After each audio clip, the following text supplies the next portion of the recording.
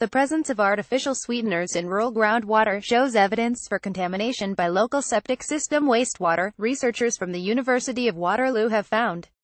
The study, which appears in the Journal of Environmental Quality, describes how the researchers tested private, rural groundwater wells in the Nottawasaga River watershed for 4 artificial sweeteners as a way to detect groundwater impacted by human wastewater being released by septic systems in the area.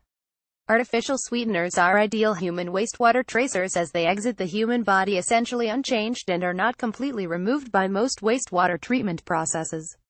Human wastewater contains relatively high concentrations of artificial sweeteners. Although the 4 artificial sweeteners we measured are all approved for human consumption by Health Canada, it is the other septic contaminants that might also be present in the water that could pose a health risk, said John Spolstra, first author on the study and an adjunct professor in Earth and Environmental Sciences at Waterloo. As for groundwater entering rivers and lakes, the effect of artificial sweeteners on most aquatic organisms is unknown. Among other contaminants, septic effluent can contain bacteria such as E. coli, viruses, pharmaceuticals, personal care products, and elevated levels of nitrate and ammonium. In conducting the study, the researchers found that more than 30% of samples analyzed from 59 private wells show detectable levels of at least one of 4 artificial sweeteners, indicating the presence of human wastewater.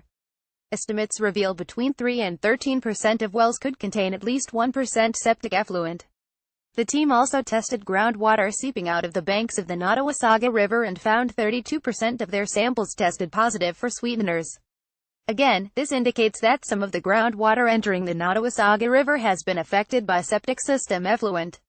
Septic tank systems are commonly used in rural areas where homes are not connected to a municipal sewer system.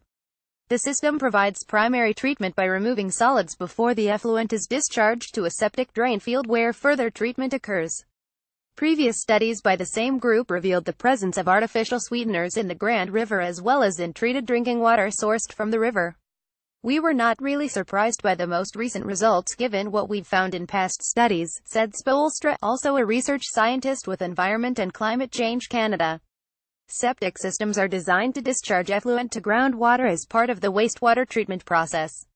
Therefore, contamination of the shallow groundwater is a common problem when it comes to septic systems. The Nottawasaga River watershed in southern Ontario is located just west of Lake Simcoe, approximately 50 kilometers north of Toronto.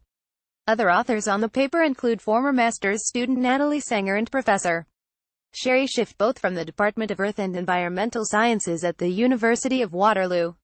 Funding for the study was provided by Environment and Climate Change Canada, the Ontario Ministry of Agriculture, Food and Rural Affairs, and the Natural Sciences and Engineering Research Council.